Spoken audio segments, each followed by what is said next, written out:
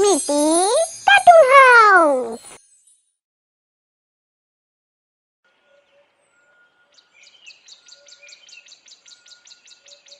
অনেক দিন আগের কথা। শ্যামনগর গ্রামে বাস করত রতন নামে এক দিনমজুর।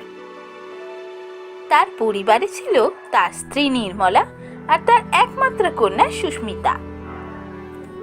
রতন দিনমজুর হওয়ায় যেদিন কাজ পেত সেদিনই কেবল টাকা পেত, আর যেদিন কাজ পেত না সেদিন সে কোনো টাকা পেত না। ফলে খুবই কষ্টে তার দিন কাটত। তাই তো বলো, সব কটা নারকল খেয়ে চলে গেল। আমি তো ভাবছি এতগুলো নারকল কে খেলো, নিশ্চয়ই কেউ চুরি করে নিয়ে গেছে, ওই বাজারে গিয়ে বেচবে। সেই তো, আমিও তো তাই ভাবছি। সত্যি ওদের এখন কি কষ্ট বলো। ওই নারকল গাছ থেকে কত নারকল পেত, ওই নারকল বিক্রি করেই তো ওদের চলতো।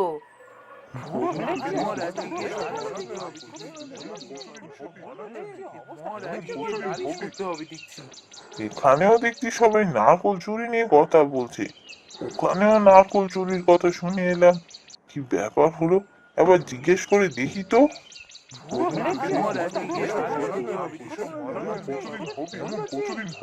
এ ভাই রামু, কি হয়েছে গো?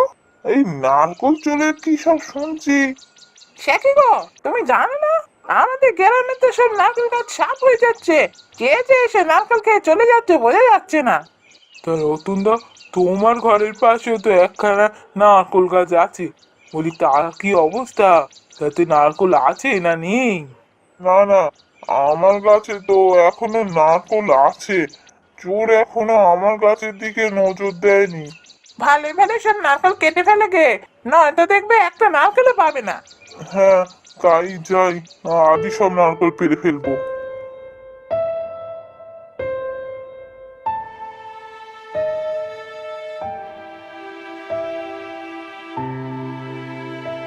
কি গো, শুনছো?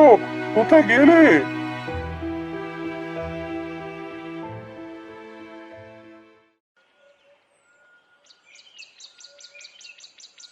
এ কি গো, আজ এত তাড়াতাড়ি চলে এলে যে? আজকে কোনো কাজ পাওনি বুঝি?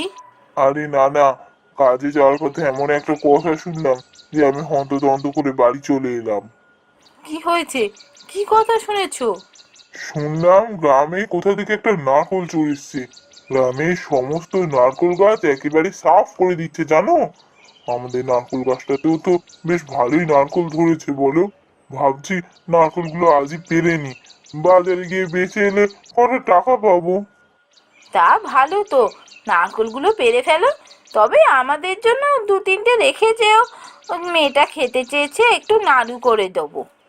তাই ভালো, আমাদের জন্য কটা নারকল রেখে বাকিগুলো বেচে আসবো। যাই, আমি নারকলগুলো পেরে আনি গিয়ে।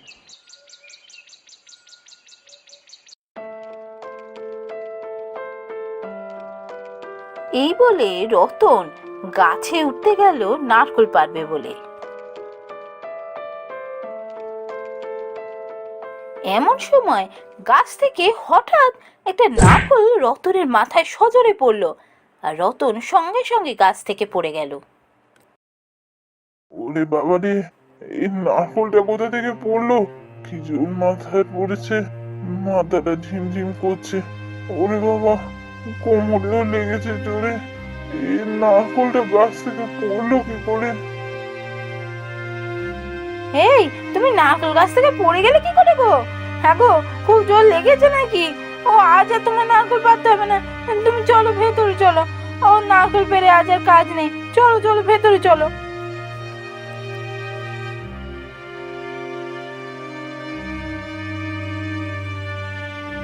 নারকেল গাছ থেকে পড়ে গিয়ে রতনের ধুম জ্বর এলো, আর তা দেখে রতনের স্ত্রী পড়লো ভারী চিন্তায়। কি যে হলো, সুস্থ মানুষটা কেমন বিছানায় পড়লো? কেন যে সেদিন নারকেল গাছে উঠতে গেল? এ তো জ্বর কমতেই চাইছে না। না, ডাক্তার না ডাকলেই নয়। আমি যাই, আমি বরং ডাক্তার ডেকে নিয়ে আসি। ঘরে যে কটা টাকা আছে তাই দিয়ে ডাক্তার ডেকে আনি। তারপর পরে ভাববো কি হবে।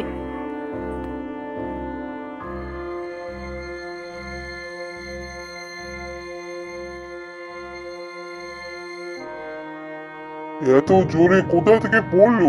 এ তো দেখছি কোমর পুরো ভেঙে গেছে। কোমর জোড়া লাগাতে কিন্তু ভালো খরচ আছে। আগে দেখো এ খরচ করতে পারবে কিনা। টাকা পয়সা জোগাড় করে রেখো, তারপর আমি আসবো। হে ভগবান, এ আমাদের কি সর্বনাশ হলো!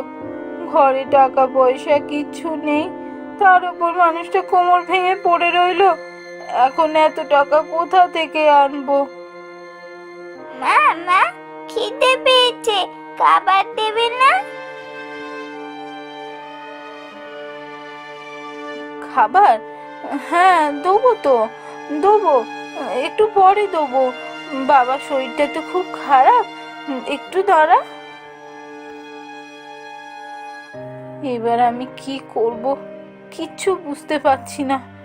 কতদিন ও কাজে বেরোতে পারেনি, ঘরে একটা টাকা আসেনি। তার উপর যে কটা টাকা ছিল, আজ তো ডাক্তারকে সব টাকাটাই দিয়ে দিলাম। ঘরে খাবারই বা আনবো কি করে? বাচ্চা মেয়েটা কি না খেয়ে থাকতে পারে? তারপর আবার কোমর জোড়া দেওয়ার এত খরচ, কি যে করি। না, আমি বরং অনিমেষ বাবুর কাছে যাই, কটা টাকা ধার নিয়ে আসি। এই বাড়িটা বন্ধক দিয়েই ধার নেব, আর না হলে কোনো উপায় নেই।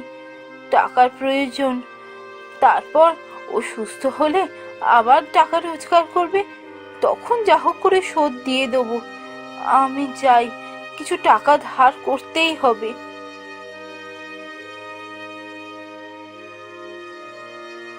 অনিমেষ ছিল গ্রামের একজন মহাজন। সে চড়া সুদে গ্রামের গরিব মানুষদের টাকা ধার দিত। কোনো উপায় না দেখে নির্মলা তারই কাছে গেল টাকা ধার চাইতে।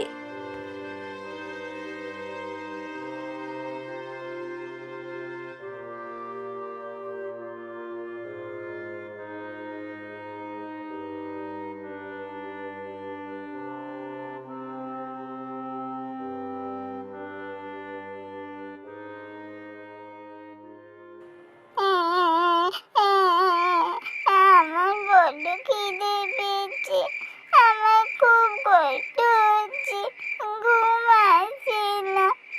কিন্তু মা বললো পরে খাবার দেবে, আর দিল না। আমার বড্ড কষ্ট হচ্ছে।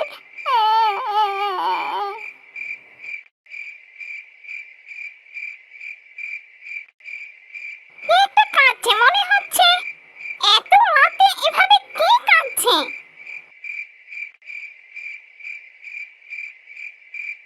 ওই তো, ওইখানে ঘরের সামনে একটা বাচ্চা মেয়ে বসে বসে কাঁদছে দেখছি। এত রাতে বাইরে বেরিয়ে কাঁদছে কেন? যাই তো গিয়ে দেখি।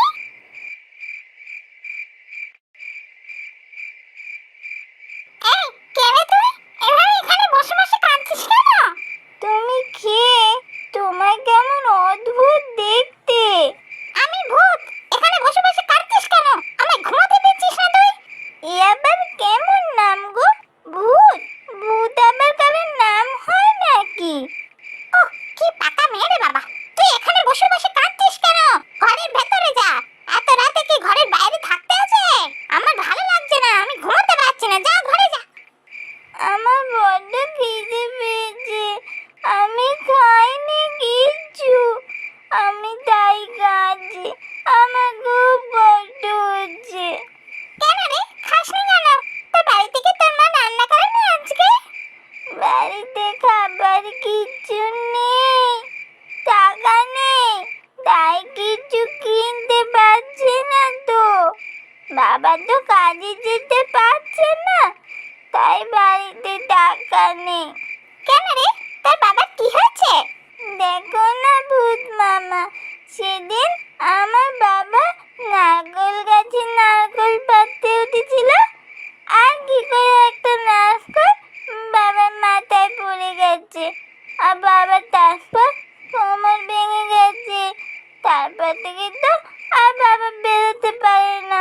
বাবার খুব অসুখ জানো, তার জন্য ডাক্তার বাবু আজ এসে বলে গেছে অনেক টাকা লাগবে।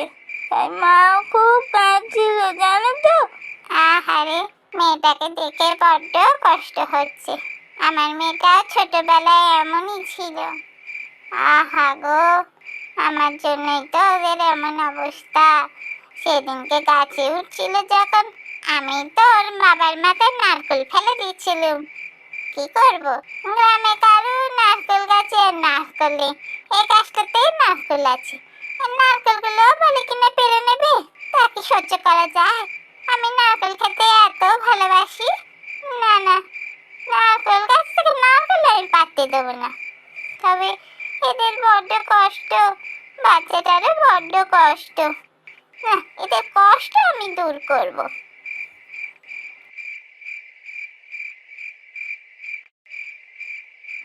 ঠিক আছে, শোন, এত কাঁদিস না তুই। তোকে আমি খাবার এনে দিচ্ছি, যা ভালো করে খেয়ে যা। ঘরে যা, ঘরে গিয়ে দেখ। না, আমি একা খাবো না। আমার মা বাবাও কিছু খায়নি, সবাই মিলে খাবো। তুমি তিনজনেরই খাবার এনে দাও। আচ্ছা বাবা, আচ্ছা, তোদের তিনজনেরই খাবার এনে দিচ্ছি, যা গিয়ে খেয়ে নে। জানো তো, আমার বাবা বলেছে সুস্থ হয়ে আমায় গাছ থেকে নারকেল পেড়ে দেবে, আর সেই নারকেল থেকে মা আমায় নাড়ু করে খাবে। তাহলে নাড়ু করলে আমি তোমাকেও খাওয়াবো। তুমি কোথায় থাকো গো? খবরদার বলে দিচ্ছি, ওই নারকেল গাছের দিকে যেন কেউ না তাকায়। ওই নারকেল গাছেই আমি থাকি। ওই নারকেল গাছ থেকে একটা নারকেল যদি কেউ পেরেছে, তার অবস্থা আমি খারাপ করে দেবো বলে দিলাম। তা নাড়ু খেতে ইচ্ছে হয়েছে, আমি তোকে দুটো নারকেল দিয়ে যাচ্ছি। আর যেন নারকেল গাছ থেকে একটা নারকেলও না পারা হয়। এই বলে উঠোনে দুটো নারকল রেখে ভূত চলে গেল। সুস্মিতা বাড়ির ভেতরে গিয়ে দেখলো সত্যি সেখানে অনেক ভালো ভালো খাবার আছে, মাছ, মাংস, মিষ্টি। সে কতদিন এত ভালো ভালো খাবার চোখেই দেখেনি। মা, মা, ও মা, দেখো, ও মা দেখবে, চলো খাবার এসেছে। চলো না, খেতে বসবো, খিদে পেয়েছে খুব। কি হয়েছে, এত চেঁচামেচি করছিস কেন? ওমা, ওমা, দেখো কত ভালো ভালো খাবার এসেছে। চলো না মা, খেতে বসি। কি বলছিস বলতো, খাবার কোথা থেকে আসবে? এরপর সুস্মিতা সমস্ত ঘটনা তার মাকে বলল। বুঝেছি, তার মানে নারকল গাছে ভূত উঠেছে, আর এই ভূতের জন্যই আমাদের এই অবস্থা। আজকে মানুষটা এরকম খাটে শুয়ে আছে ওই ভূতটার জন্য। আমি কালী ঠাকুরের মন্দিরে গিয়ে পুরোহিত মশাইয়ের সাথে কথা বলবো, ওটাকে আমি এখান থেকে তাড়িয়ে ছাড়বো। মা, তুমি ভূত মামাকে অমন করছো কেন? দেখো কত সুন্দর সুন্দর খাবার দিয়ে গেছে, নারকেলও দিয়ে গেছে নাড়ু করে দেওয়ার জন্য। তুমি মামাকে তাড়িয়ে দিও না। সুস্মিতা অনেক কষ্টে তার মাকে শান্ত করে, আর ভূত মামাকে যেন তার মা তাড়িয়ে না দেয় তার জন্য রাজি করায়। এরপর থেকে প্রতিদিনই সেই নারকল গাছের ভূত এসে সুস্মিতাদের খাবার দিয়ে যেত।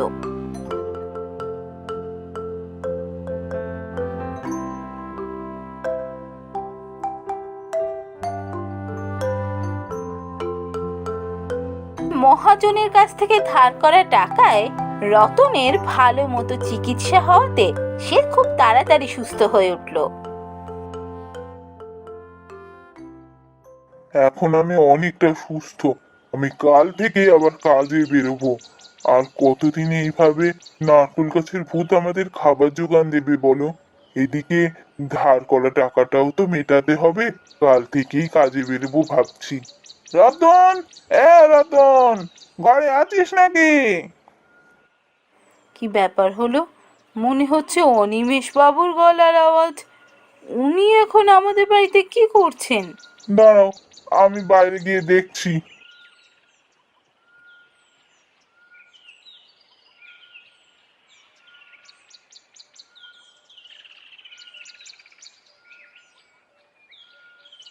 আরে হুজুর, আপনি আমার বাড়িতে আসুন, আসুন, ভেতরে আসুন। না না, আমি ঘরে যাব না, আমার সময় নেই অত। শোন, তো বউ যে অতগুলো টাকা ধার করে নিয়ে এলো, তো ভুলে গেলি নাকি? শোধ করতে হবে না? না না, আমি শোধ করে দেবো। এখনো তো বেশ কয়েকটা মাস হাতে সময় আছে, আমি ঠিক শোধ করে দেবো।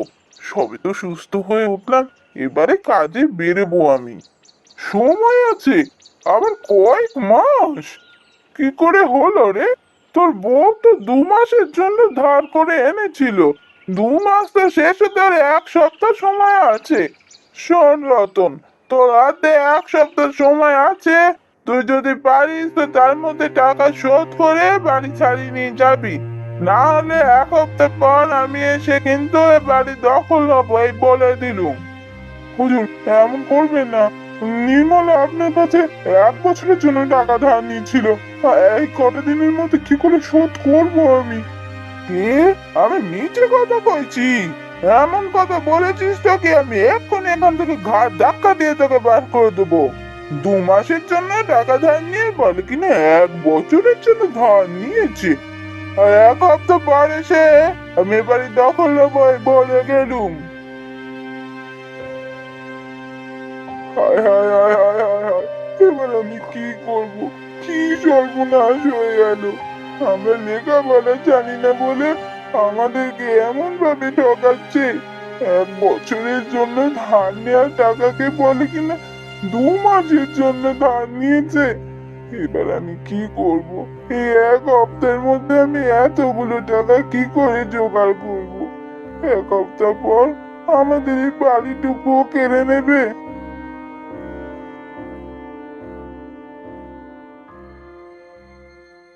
ভূত মামা, ও ভূত মামা, তুমি কোথায় গেলে? একবার এসো না।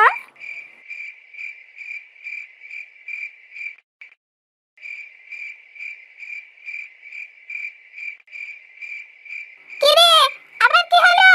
আমাকে ডাকছিস কেন? জানো ভূত মামা, অনিমেষ কাকা বলে গেছে 1 সপ্তাহ পর আমাদের বাড়িটা নিয়ে নেবে, আমাদের বার করে দেবে বাড়ি থেকে। তোদের বার করে দেবে? কেন রে, কি হয়েছে? পুরো ব্যাপারটা আমাকে খুলে বল তো দেখি। জানো তো ভূত মামা, বাবা যখন অসুখ করেছিল, বাবাকে সুস্থ করার জন্য অনেক টাকার দরকার ছিল, তো তাই মা অনিমেষ কাকার কাছ থেকে 1 বছরের জন্য টাকা ধার করেছিল। কিন্তু এখন অনিমেষ কাকা দুষ্টুমি করে এসে বলছে 2 মাসের জন্য নাকি মা টাকা এনেছিল। এখন বলেছে আর 1 সপ্তাহ বাকি আছে ওই 2 মাস শেষ হতে। 1 সপ্তাহ পর টাকা না দিলে আমাদের বাড়ি থেকে বার করে দেবে। কে? আমি থাকতে এমন অন্যায় আমি হতে দেবো ভেবেছিস? দাঁড়া, আমি দেখছি কি করে ওই অনিমেষ এসে তোদের বাড়ি থেকে বার করে। সেই দিন রাতেই নারকেল গাছের ভূত সঙ্গে সঙ্গে যায় অনিমেষ মহাজনের বাড়িতে। সেখানে গিয়ে মহাজনকে দমাদম মারতে শুরু করে। ওরে বাবা, কে কে আমায় এসে মারছে? ওরে বাবা, ভূত, ভূত এসেছে! ওরে বাবা, আমাকে কে মারছে রে বাবা? আজ যাবি, আজ যাবি রতনের বাড়ি দখল করতে, আজ যাবি ওদিকে। ওরে বাবা, না না, আমি আর যাবো না। আমি রতনের বাড়ি যাবো না। আমার কোনো টাকার দরকার নেই। আমি রতনের কাছ থেকে কোনো টাকা তুলে নেবে না। ওরে বাবা, আমি ছেড়ে দাও, আমার মেরে ফেলো না। কথাটা যেন মনে থাকে, ওই বাড়িতে আমি থাকি, ওই বাড়ি থেকে যদি তোকে নজর দিতে দেখেছি, তাহলে সেইটাই হবে তোর শেষ দিন, এই বলে গেলাম। কথাটা যেন মনে থাকে। এরপর অনিমেষ মহাজন আর কোনোদিনও রতনের কাছে টাকা ফেরত চাইতে আসেনি। সুস্মিতা তার মা বাবাকে ভূত মামার সমস্ত কথা জানায়। এরপর থেকে নারকোল গাছের সেই ভূত ছোট্ট মেয়ে সুস্মিতাকে ভালোবেসে সারা জীবন তাদের সেই নারকোল গাছেই থেকে গেল।